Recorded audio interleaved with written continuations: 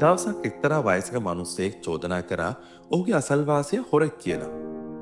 ඔහු ඒ කටකතාව හැමතැනම පැතිරෙව්වා. ඔහුගේ අසල්වාසියා තරුණයෙක්. කොහොම හරි අවසානයේ තරුණ ඒ පුද්ගලයාව පොලිසියෙන් අත්අඩංගුවට ගත්තා. සියල්ල අවසානයේ ඔප්පු වුණා ඔහු හොරකම් කරන්නේ නොවන බව. ඔහු අහිංසක බව.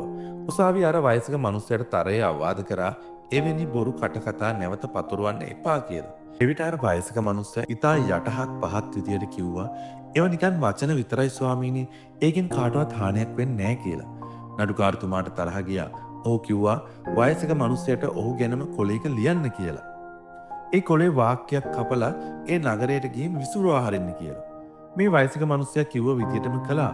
පසුදා උත්සාවයේදී නඩුකාරතුමා කිව්වා දැන් ගිහින් ඒ කොල සියල්ල එකතු කරන් එන්න කියලා. ඒ විට එක වයසක මිනිස්සයා කිව්වා මට ඒක කරන්න බෑ. මොකද ඒ කොල සේරම දැන් සුළඟින් තැන් තැන් වලට අරන් ගිහින් ඇති කියලා. ඒ විට නඩුකාරතුමා කිව්වා අන්න ඒ වගේ තමයි ඔබ පතුරවන බොරුත්. අහිංසක මිනිස්සුන්ව වැරදිකාරයෝ කියලා පැතිරුවට පස්සේ නැවත කවදාවත් ඒ වැරද්ද හදන්න බෑ කියලා. ඉතින් මිත්තුරුනේ දෙයක් පතුරවද්දි ප්‍රවේශම් වෙන්න. මොකද ඒක ඔයාට නැවත කවදාවත් නිවැරදි කරන්න බෑ. ඒ වගේම ඒ දේ ඔබට වුණා නම් කියලා හිතන්න.